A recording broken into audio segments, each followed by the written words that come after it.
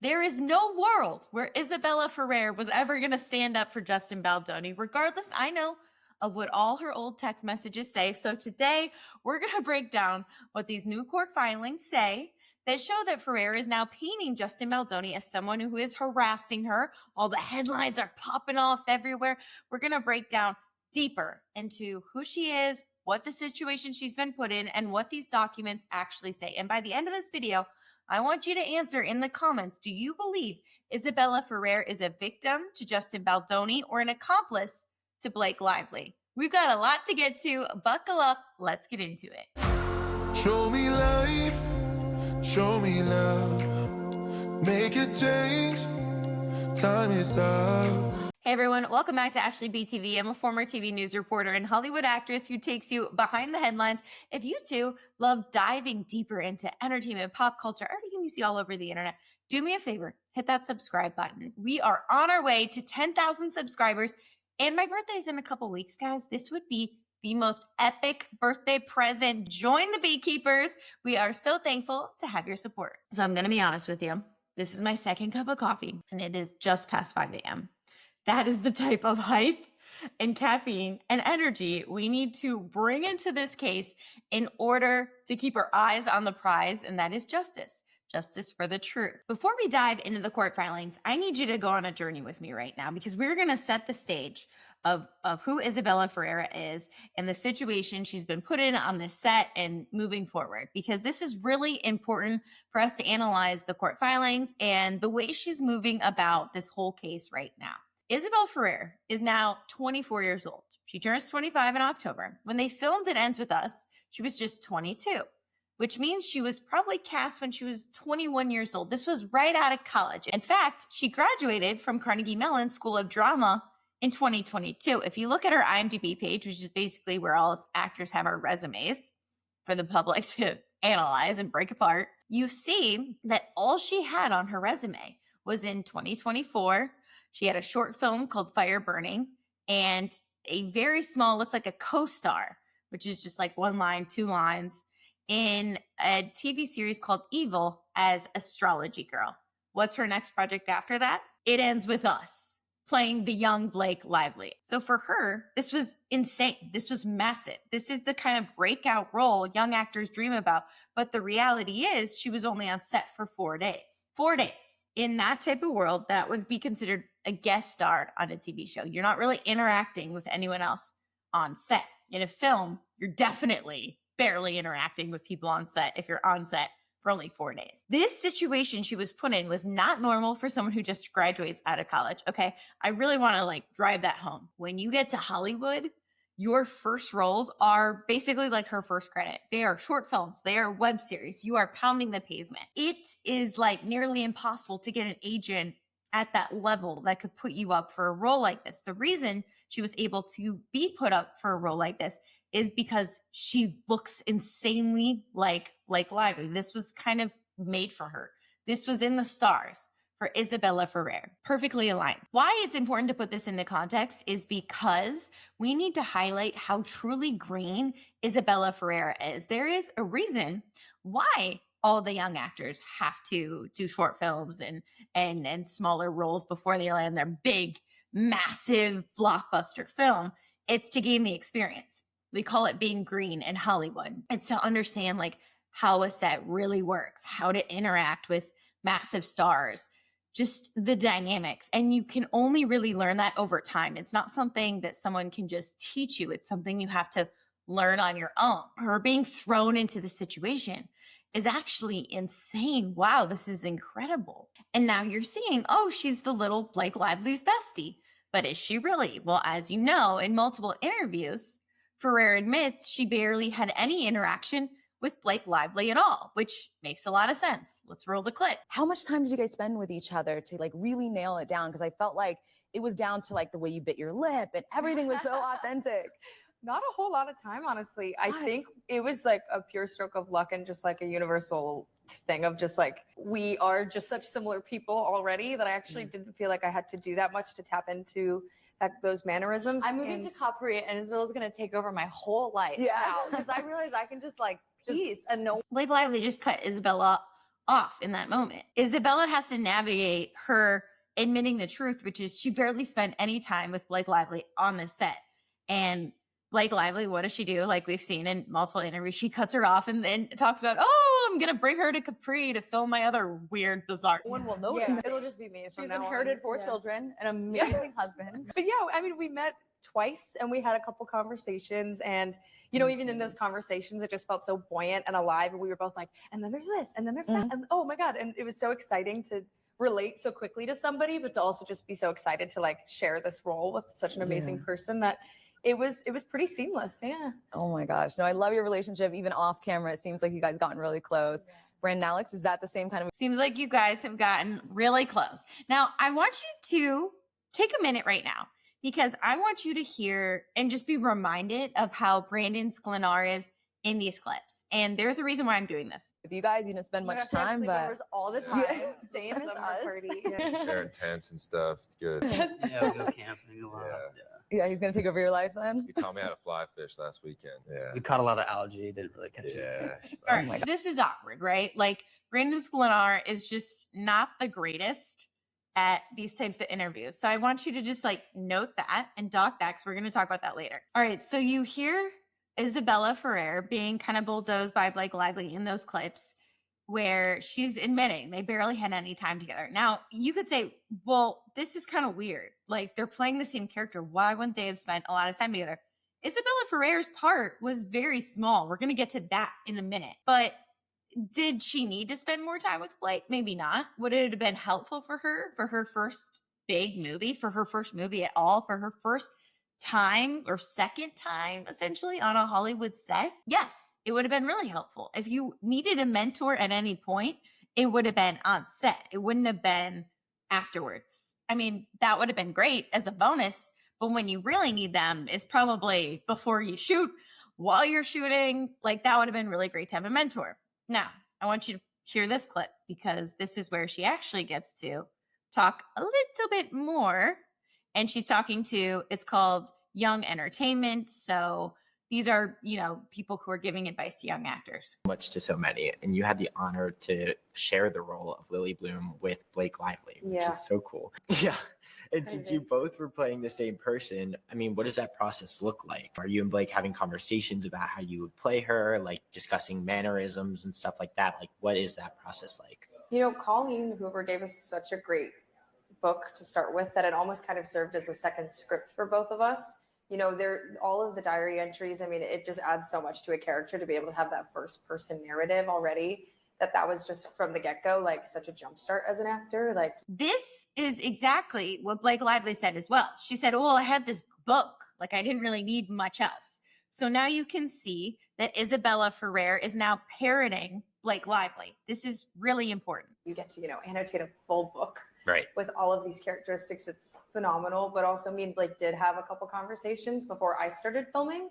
And me and Blake were already just on like such a similar page. It was pretty unbelievable. Yeah. I was so shocked that it was just so seamless with, you know, we had such a similar idea of who Lily was and who she is. And So she's saying over and over again, they barely had any experience. So when she says she didn't really know Blake Lively, they had 2 conversations. You need to believe her. There was no mentoring, no bonding during filming. And if anyone was going to take her under her wing, it would have been before, like maybe a table read, during, being on set, being supportive, and after. Now, you didn't have to do this at all. It's not required.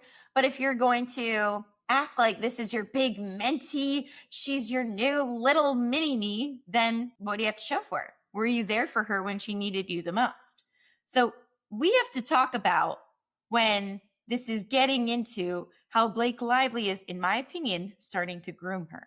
Now, this is where things are getting calculated. After filming, Blake suddenly elevates Isabella, bringing her to red carpets like Deadpool and Wolverine, styling her, even positioning her as part of her circle, going so far as to have sleepovers in the same bed as her. This is not normal behavior. This, I'm not saying anything weird was happening, but when you remember sleepovers, reminds you kind of like Michael Jackson. This is very weird. This is not normal. And why is Blake just engulfing Isabella into her circle? Because Blake knew that this legal fight, in my opinion, was coming with Justin Baldoni. You have to remember that her CRD complaint was officially filed on December 20th, 2024. But according to the metadata, you can already see she started working with the New York Times in October, which means the idea to start doing this happened long before the red carpets.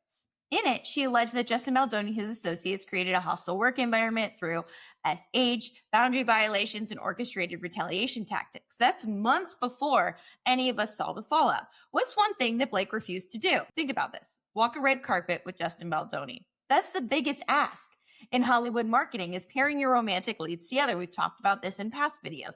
She dodged it because she knew those clips could later be used against her. And you know what else is super violating? It's people stealing your data.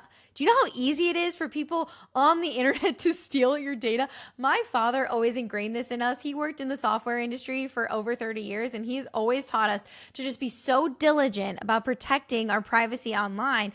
And that's exactly why I'm excited to share with you about today's sponsor, Aura. I've always ran businesses, and I've just been flooded with so many scammers getting my phone number, flooding my inbox. And the scary part is that it seems like they're becoming smarter and smarter, where they don't even seem like scammers. Am I right? They seem like they're your friends with these quick messages. Like, are you guys getting quick messages that are like, hey, just checking in on this, or are you still coming? I'm like, what? Who is this? Oh, it's a scammer. Here's the truth. There are companies called data brokers who collect your personal information without their consent, and then they sell it to marketers, scammers, and even stalkers. They make billions doing this, and it's so hard to figure out how to get all this data removed. I literally Googled my own name and email and saw page after page of these shady sites with my phone number and address, and as a content creator, this felt so creepy and so dangerous for myself and my family. That's why Aura is so incredible. They take care of all of that for you and automatically remove your information from those sites to keep it off. I recommend Aura to my family, my friends, because it's not just a one-time cleanup. That's what's amazing. It's ongoing protection. Aura is an all-in-one digital security. They'll show you exactly who's got your info, and you'll get to see what you want and what you don't want on the internet and just have it removed. With Aura, you're also going to get alerts if your personal information appears on the dark web, real-time fraud alerts for credit and banking, thank God, 24/7 identity monitoring, a secure VPN, antivirus, password, and more. And it's all in one app. It's so convenient. They're also US based. And what I love too is they're available 24/7 for support. So Aura is doing us a solid, and they're hooking up my viewers and giving everyone a 14-day free trial. Just use my link in my description. It's aura.com/AshleyBTV. What's so cool is that in that free 2-week trial, you're going to see exactly where your data is being exposed and sold, and they're going to start scrubbing those broker sites without you ever having to lift a finger. That's aura.com/AshleyBTV. I'm going to have it right at the bottom in the description and pinned in the comments. She knew she was going to file. So instead, she builds a new ally, because who can we land on a bestie for Blake Lively? It has to be Isabela Ferrer. Isabela Ferrer is the perfect target. She looks like Blake Lively. She's younger. Jenny Slate already has kind of her own quirky Jenny Slate empire in herself from Parks and Rec and all of her indie films, but Isabela Ferrer is fresh meat. Isabela Ferrer is now Blake Lively's new love interest. In a sense, they're building up chemistry between Isabel, because if you can't have Baldoni, you have to have a bestie. And what happens? Isabela Ferrer is in complete awe, of course, of Gossip Girl of Blake Lively. Let me remind you, in this clip, we're going to see Isabela Ferrer reacting to Blake Lively coming onto the red carpet. Oh my God! I'm in love with her. Thank you. You could tell she's in awe of her. She is gushing over her. She is fangirling. She is 23 years old at this point. She's like, I literally won the jackpot. Blake Lively as my new bestie. That's not crazy. Would you blame Isabela Ferrer for feeling this way, for acting like this? Of course not. You would have done the same if you were a fan of Blake Lively back in the day, if Blake Lively took you under her wing. But whether she did or she didn't, Isabela Ferrer should have questioned the motives, because this is not normal. The outfit, so I'm gonna step aside. the shoes, and then the bracelets. We got the earrings, everything. I feel. How do you feel? I know. Are you taking it? Yeah, I'm like trying to find words, and I actually don't have any words. It's unreal. Yeah. Well, I mean, this is all pretty much Blake's like styling. She's been my stylist quite literally. So we were talking, she's a huge fan of Oscar. She always wears Oscar. And so she had sent me some images of dresses and we decided on this one just because we felt it was so summery and it just felt so natural and like it was growing literally like on me. And so we just thought it would be perfect. And then these are her shoes, Blake's shoes. Her shoes. So literally all Blake. Yep. It's like she really did take this kind of big sister role. I know you play the younger version of her. Yeah. This is your first movie. Any words of advice that she gave you? Because I'm sure it could be a little overwhelming. She said you just have to trust that you've got it, you know? Like, if you have your own self-assurance and you know that you're meant to be there and that, like, you have that self-worth, that is what's going to take you far. So I'm trying to do that, you know? This is a huge first role. What was it like to be able to, like, to take a role that means so much to a lot of people? Here's why all this is really important as well. You start to see time and time again Isabela Ferrer parroting and sounding exactly like Blake Lively when she describes her character, which is, I'm sure, conversations that she not only had with Blake when she's trying on her shoes, also that were probably had with Sony, but more so the exact words are coming straight out of Blake's mouth. Blake said multiple times, "Oh, I love taking on a character of multitudes that's multifaceted." Listen to Isabela Ferrer. To take a role that means so much to a lot of people. It's just such a privilege. I mean, the complexities of Lily, the dynamics of that character, it's so exciting as an actor to be able to play a role like that isn't one note. It's just so multifaceted, you know? Multifaceted. It's just such an interesting surface level term that came directly out of Blake Lively's mouths. When you think about it, this story is about overcoming DV, right? So the biggest term that you could describe Lily Bloom would be brave and strong and courageous. But yet none of these words are used because these words associate it right back to the fact that this movie was about DV. Instead, you can divert people from saying that it was about DV by saying this character's so multifaceted, she does so much, blah, blah, blah. You could say that about any character in Hollywood. We're going to show you one last clip before we dive into the court filings, because as we see time and time again, that Isabela Ferrer is parroting Blake Lively. She's becoming her mini-me. We're also going to start to see her distance herself from Justin Baldoni by calling him the director. You almost forget that it's Justin Baldoni who's directing. So here, Blake Lively and Isabela Ferrer are playing a game that says, "So true, bestie." Interview. Right. Yeah. I was blown away by how much you guys looked alike. I feel like you must have got that a lot. Yeah. Like, even the freckles, like, Isn't that crazy? I was thinking they It's very put that on, but A lot of people guess that. Even in my director session, my director asked if the mark was real. And I said, "The mark? You mean my mole?" The mark. I was like, "What do you mean the mark?" I literally didn't know what he was talking about for like. Her director in her director session said, "Is the mole real?" You literally forget it's Justin Baldoni because she's starting to distance herself from Justin Baldoni as she takes on this new BFF role. All right. What are the headlines that we're seeing now? So we saw time and time again that Blake Lively and Isabela Ferrer never actually worked together. Yet we start to see these headlines from People. I want you to remember this is coming from People. Isabela Ferrer opens up about working with Angel, Blake Lively, and it ends with us. She's just a really good person. But Isabela Ferrer just said, "I never actually worked with her." The article goes on to say that when Ferrer, 24, met Lively for the first time, she thought, "This is the most beautiful woman I've ever seen in my whole life." Then she greeted me with the warmest hug ever. And from then on, it was just a warmth and friendship. After describing Lively as an angel, to be able to connect with a person that you're sharing a role with is huge. And she's just a really good person. Both women understood that support is so important, especially through a process like this, and especially with a book like this. So why didn't Isabela Ferrer have that support before and during they were filming? Because Blake Lively didn't need to give Isabella that support. Because at the end of the day, this was about Blake Lively's film. And this was about controlling a young, in my opinion, actress when you need her the most. Isabela Ferrer says, "I mean, she is Wonder Woman." About the Gossip Girl alum. "I don't know how she does it. It's crazy. I couldn't do it personally." So now we're going to go to what you've been waiting for, which is the court filings. But we needed to set the scene. because we're going to bring all of this back up.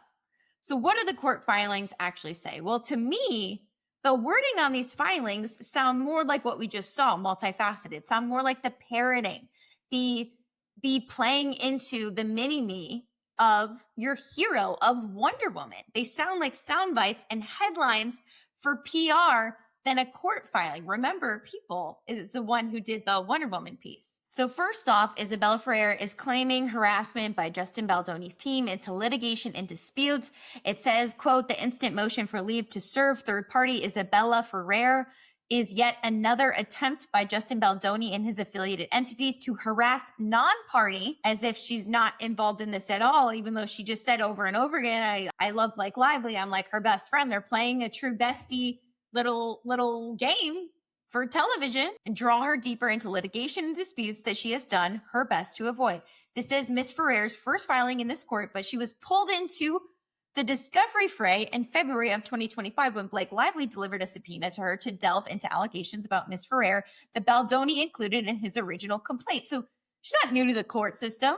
She was already subpoenaed. She's already serving as a witness to Blake Lively, her bestie. So Isabella is saying, Baldoni's harassing me, trying to get a subpoena. I complied to a subpoena for Blake Lively. I'm now her witness. And in my contract, I'm demanding indemnity, which she is entitled to as mandated in her weekly player contract for theatrical motion pictures. This is from SAG-AFTRA.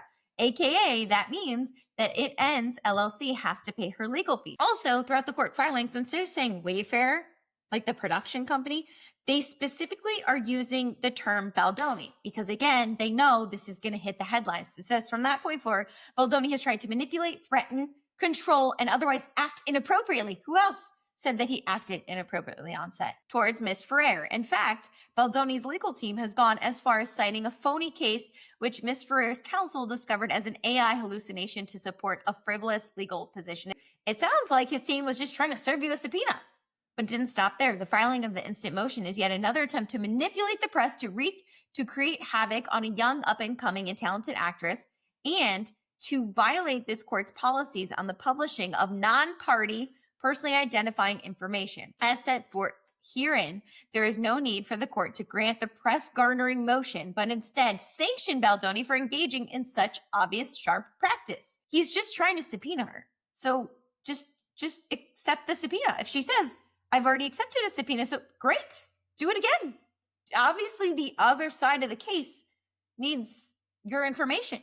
They need to see, what are you releasing? What is going on? We need that information too in order to play ball. Second, she's claiming that there was no due diligence in finding her home address. The team had tried to serve her 5 different times. She says, how come you couldn't find my address? Maybe because they didn't have your phone number saved as bestie contact number 1 speed dial, because I'm going to need you when I need you, baby girl. The motion discloses no efforts made by Baldoni to determine Ms. Ferrer's actual residential or business address, nor does it offer evidence to one. They're saying this filing demonstrates that she has in no way attempted to avoid personal service of these July 3rd, 2025 document subpoena. To the contrary, by responding to Lively subpoena, Ms. Ferrer has already proven that when faced with a valid subpoena in this manner, she will comply with her obligations. So why are you continuing to create havoc? There's no proper foundation to support the motion, and Baldoni's true motivations will be revealed herein. She says they went to all of these different locations and didn't actually properly go through the right protocols in order to find my address. Well, when someone is subpoenaed, the court requires that that subpoena is served personally to the witness, meaning it has to be delivered directly to them, or sometimes at a responsible adult at their home. Serving an agent or a manager, like people are saying, why did they go to their agents or managers? That doesn't count unless a judge specifically approves it, and agents will almost always refuse to accept service on a client's behalf. That's why Blake Lively's team needed Isabella's actual address. And what could they do? They could just literally hit her up because she's bestie number 1 in the contact system on her phone. Without it, the subpoena wouldn't be legally valid and she could ignore it. So if lawyers can't find a person's address, they typically hire a process server to track them down or ask the judge for alternative service methods. She claims that now they're trying to extort her. Baldoni tried to leverage compliance with contractual indemnity obligations owed to Ms. Ferrer in an attempt to take control of Ms. Ferrer's response to Lively's subpoena. So essentially, they're saying Baldoni then tried to leverage compliance with those same indemnity obligations as a quid pro quo for Ms. Ferrer to instruct her attorney to accept service of the subpoena on her behalf. They're saying, hey, we'll pay for your legal fees, of course, because you're part of the film, as long as you take your subpoena. This isn't crazy. She just said, oh, I'm doing my obligations. Great. You're being subpoenaed by Lively. Now it's time to be subpoenaed by Baldoni. Everyone has a right to subpoena you. This is not crazy. Why would they pay for your legal fees if you're now in bed with the enemy? This is just common sense. Baldoni refused to honor contractual obligations unless Ferrer agreed to certain demands. Ms. Ferrer rightly refused to tie her name to the indemnity rights, while Ms. Ferrer will faithfully comply with her legal obligations under any subpoena. Well, it sounds like you're not, though. You're not complying. You are saying, sanction Baldoni. I shall not comply. Now she's saying, for all of these reasons, she respectfully asked the court to deny the motion in its entirety and impose appropriate sanctions against Baldoni. Now, this is important because it completely contradicts what she's claiming. In the background, it says Isabela Ferrer is a talented actress who a few years ago broke into feature films. One of her first films was in It Ends With Us. Although her role in the film was important, she only spent 4 days on set and was paid a small sum for her work. She has little to do with the operative facts and events of this case, but that has not stopped her from being pulled into this dispute in a number of different ways. But Isabella, you just said that you weren't pulled into the suit by Baldoni. You were actually pulled into the suit by Blake Lively when Blake Lively decided to subpoena you back in February and also use you as a witness on her side. Now, are you ready to be driven to complete sanity, my friends? This is where it feels like her lawyers are in bed with Lively's lawyers. The 179-page complaint Baldoni filed against Lively makes 4 direct references to Ms. Ferrer and includes screenshots of a few text messages Ms. Ferrer sent. Not surprising, some of the text messages Ms. Ferrer sent Baldoni were very positive and included the types of comments one would expect from a young actress to make to the director and producer of her first feature film. What's interesting is that she's taking a play out of Blake Lively's book, which is that she's including messages that are actually pretty incriminating for her. Baldoni says a very simple, "You did awesome today. So happy to be working with you." Very appropriate. "Thank you so much. I'm so excited. Thank you for being a great director and being so wonderful to work with already. Let me know whenever you need anything. So kind. More to come. You're going to kill it," says Baldoni. This seems very standard to me from a director. Isabela Ferrer says, "Hey, just got my film developed from when we were shooting. Here's this sweet pic. I also have to say thank you so much for an incredible experience on my first film. I still can't shake the feeling of all of it because it was truly life-changing for me. You are such a wonderful, smart, and sincere director, and you created such a comfortable, safe space for me to feel like I could fully step into this role. I couldn't have asked for a more welcoming environment. This was optimal. This was the best it could be. It will stay with me for the rest of my life. See you soon." This sure will stay with you for the rest of your life. "See you soon, whether in the fall or later. Hope you're doing well." Justin Baldoni says, "Wow, what a kind message. You were such a joy and pleasure to work with. Your openness, your raw talent, and your kindness and your excitement made me fall in love with directing again. I'm so excited for your career and for everyone to see you in this film. You have a great career in front of you." He says, "Looking forward to seeing you again in September, even if we don't need you to work. Come visit." These are not normal messages to send to a director. Baldoni's message was very normal. "Hey, great job on set." If she felt truly uncomfortable on set or anything else, she would have said, "Thank you so much. This is so awesome. Like, this was great." That would have been it. It wouldn't have been like, "Oh my God, and then you created such a wonderful environment. I couldn't have asked for more." She clearly felt comfortable. Now she's saying, "My words are being twisted and used against me." There's really only one way to interpret these texts. It's just to read them and believe what you say. You want us to believe all women? We're believing what you said. You felt incredibly comfortable on set. She says in the filings, Baldoni used these texts to craft the narrative that after Ms. Ferrer spent substantial time with Lively during film promotions, Ms. Ferrer felt compelled to shun Baldoni in repudiation of her warm words. Baldoni's complaint made no other allegations that directly reference Ms. Ferrer. Baldoni's lawyer-crafted narrative is far from reality or the true facts. We're using your words as the evidence. But nonetheless, it created a situation where even those minimal allegations were enough to drag Ms. Ferrer into this litigation. Stated more bluntly, Baldoni appropriated Ms. Ferrer's narrative without her permission simply to create a self-serving image for the public and the press. Ironically, now listen to this. They say, ironically, the allegations against Baldoni are those that mimic a harasser, and his recent actions surely support that view. What does this remind you of? This reminds you of when Blake Lively's team said what Baldoni is doing by defending himself. It mimics exactly what Lily Bloom had to face, a harasser. Ferrer says all of this led to negative publicity for her. As with many filings in this case, the motion generated public interest. Ms. Ferrer has felt the effects of the public comments about the motion. For example, an Us Weekly article about Baldoni's motion wrongly asserts that Baldoni explained that Ferrer's lawyer failed to respond to the subpoena, which there's no reason for them to go around trying to get your subpoena if they can't get it. That's all they want is the subpoena. They don't need to make a mockery saying that you didn't receive your subpoena. It's just drawing out the process for them. That doesn't help them in any way. They're making it seem as though she's disobeying a validly served subpoena, even though she has not. And that narrative is utterly false. But Isabella, you're showing us that you're still not complying with the subpoena, except the subpoena.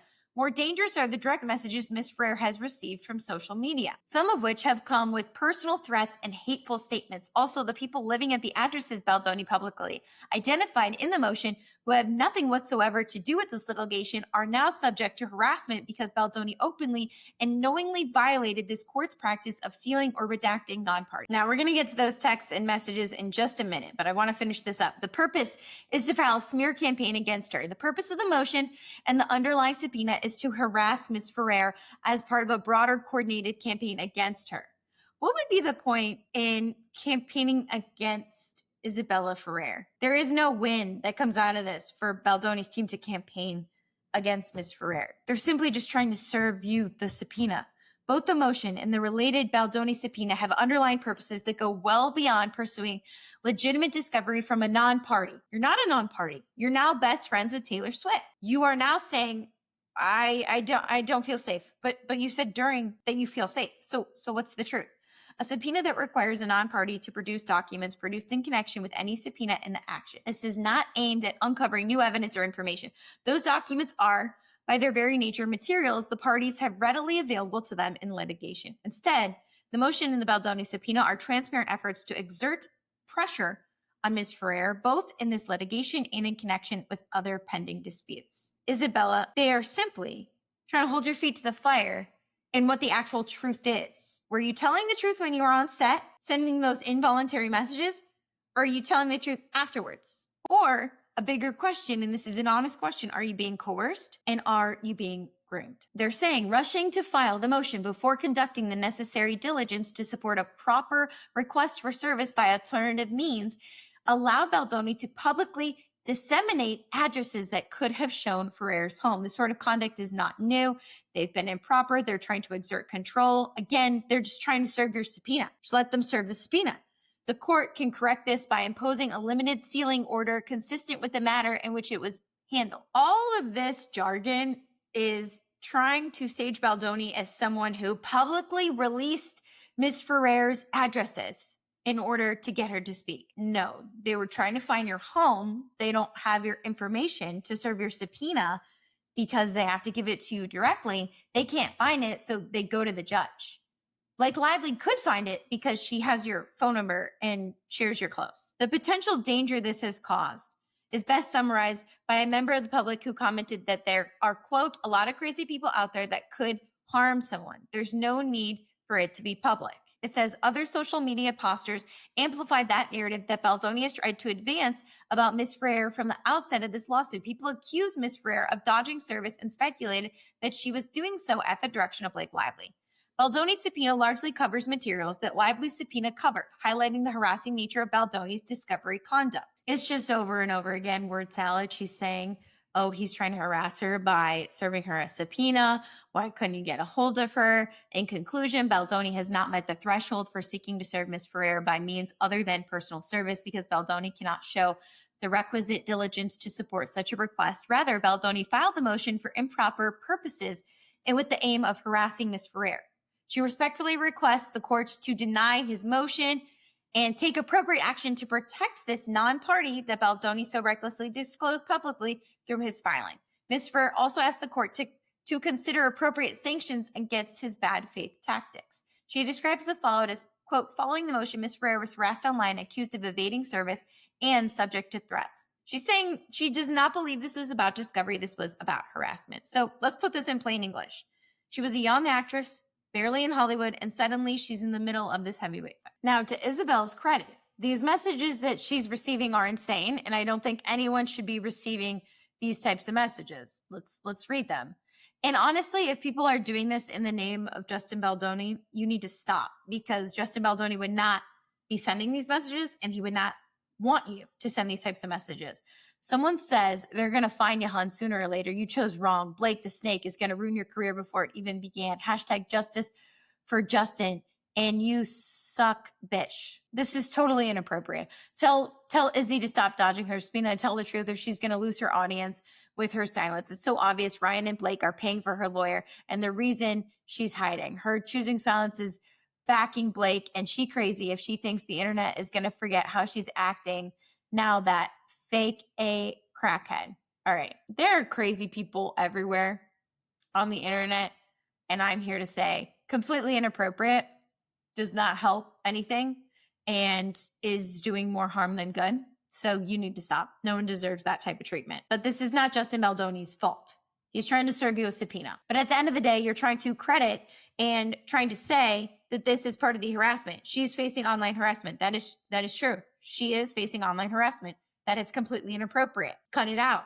Cut it out, freaking weirdos. You're receiving these messages because obviously you are now in this case. But let's be very clear. You were not put in this case because of Justin Baldoni. You were put in this case because of Blake Lively.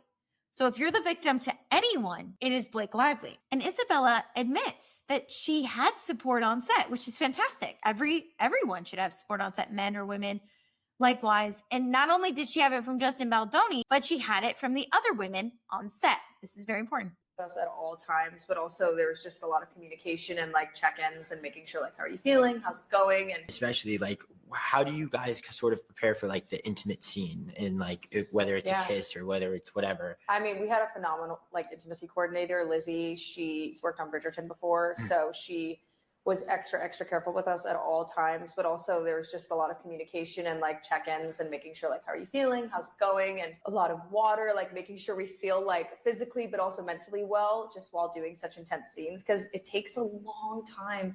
It's a choreographed thing. You have to rehearse the choreography. It's like a dance, you know? Right. It's not just like, oh, I guess we'll do this and then it'll lead to that. Like everything is so specific because it is so intimate that it can get tiring, but it was a great process, honestly. Yeah.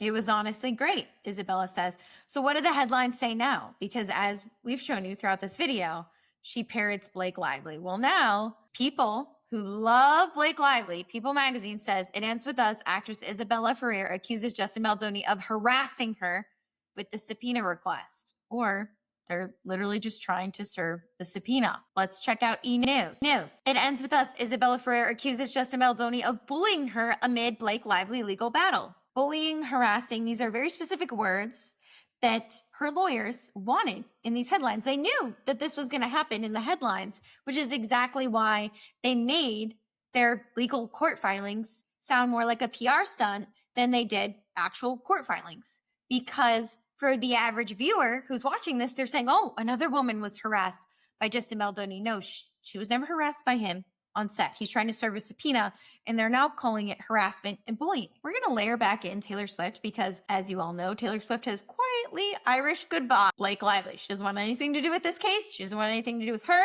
She's not supporting her.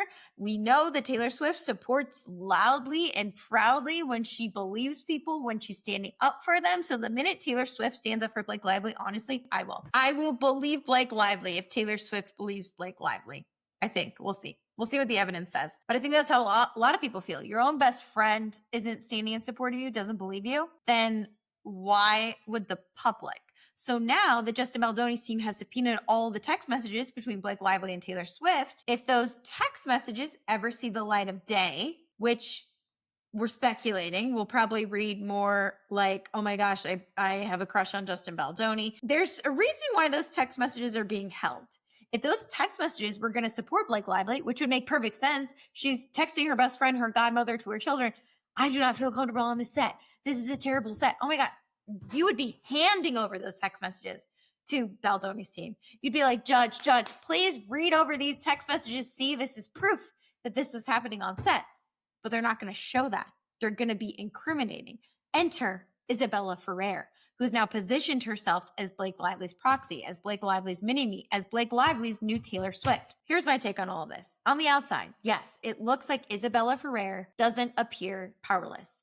She's already turned over documents to Blake Lively's team. She's listed herself as a witness. She's not being ignored. She's part of this legal chessboard, and her lawyers are loud enough to make national headlines by framing these routine legal filings, very routine, as harassment. That doesn't look like someone without a voice. Now people are calling her Judas. You betrayed Justin Baldoni. But when you zoom out, was Ferrer ever going to be supporting Justin Baldoni if Blake Lively didn't support Justin Baldoni? Everyone in Hollywood is connected.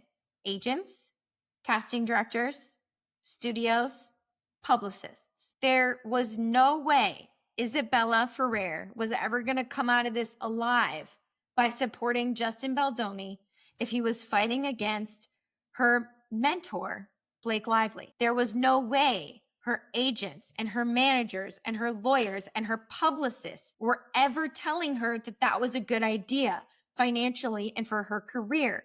They would be calling this career suicide. If you have Blake Lively against you, that means you have Ryan Reynolds against you, which means you have Marvel. You think you're ever going to be cast in a Marvel film? This is how Hollywood talks, by the way.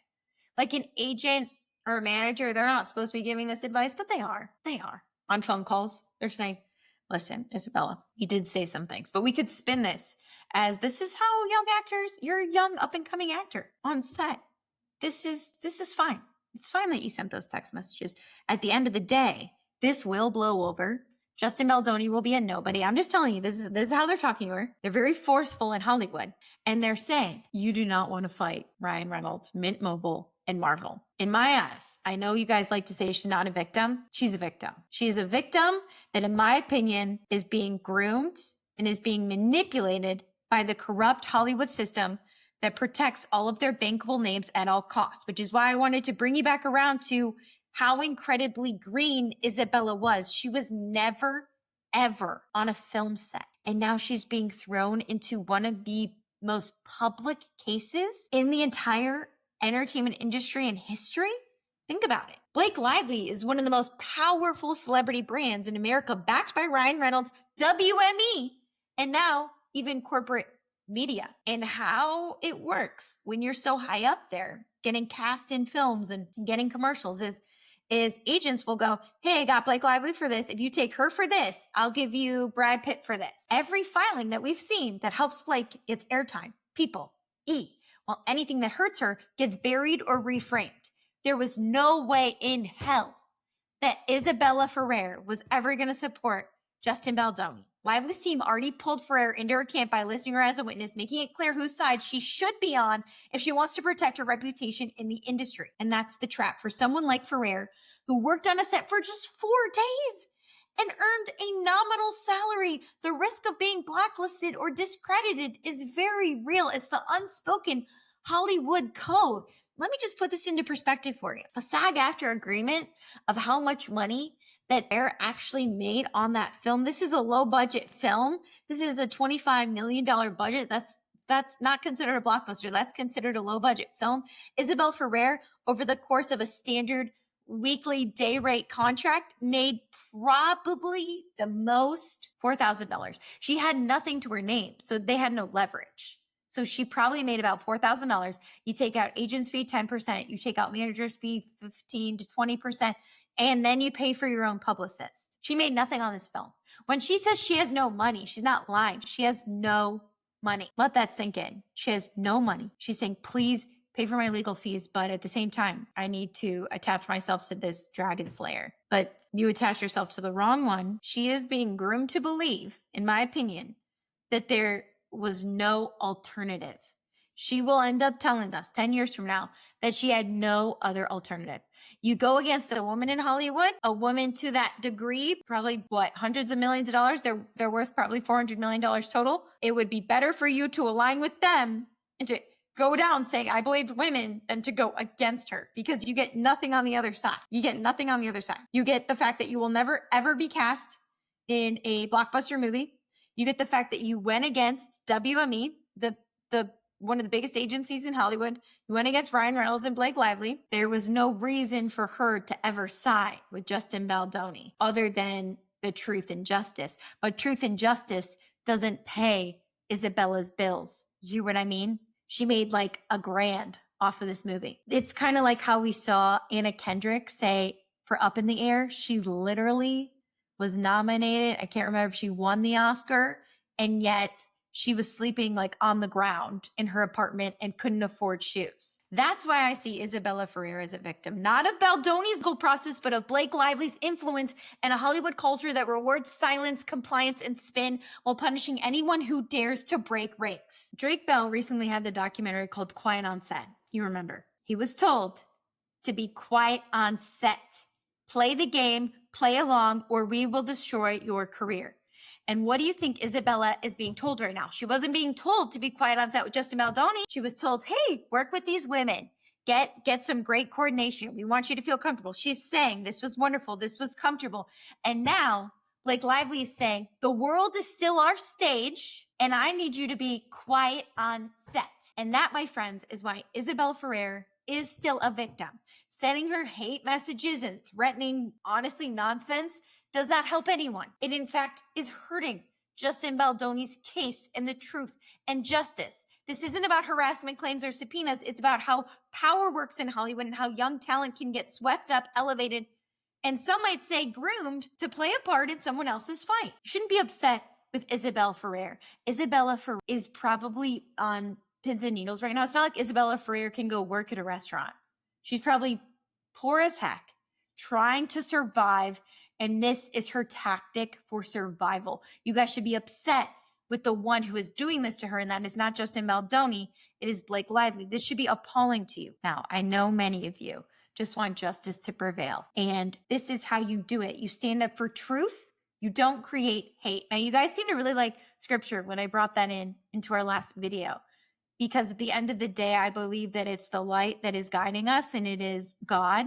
Whether you believe in this or not doesn't really matter, but I want you to hear this. Micah 6:8 says, he has shown you, O mortal, what is good. And what does the Lord require of you? To act justly and to love mercy and to walk humbly with our God. In a world where there's so much pressure and backroom deals and strings attached, God's standard is very simple. And I know Justin Baldoni agrees with this too in the Baha'i faith, which I've also looked into.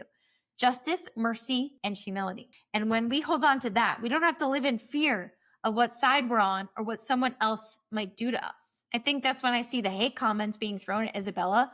Whatever side of this case you're on, piling on hate on her isn't justice. It isn't mercy, and it certainly isn't humble. She's been pulled into this through a subpoena, not by choice. And she doesn't deserve to be dragged through the mud by strangers on the internet. John 8:32 reminds us, then you will know the truth, and the truth will set you free. And at the end of the day, it's the truth, not manipulation, not the pressure, that brings the freedom. So I want to hear from you, swinging it back to our question from the beginning. What do you think? Is Isabela Ferrer just defending herself, or is she being strategically positioned to support Blake Lively at all costs? Is she an accomplice to Blake Lively, or is she a victim to Blake Lively? Let me know in the comments below. We're going to continue to follow this case and so many other things that are going on in the entertainment world and pop culture news. So if you like this video, don't forget to subscribe to the channel. Help us reach my birthday wish of 10,000 subscribers. We will see you in the next video. I can't wait to hear your thoughts. I'll see you in the next one, guys. Ciao. Show me life, show me love.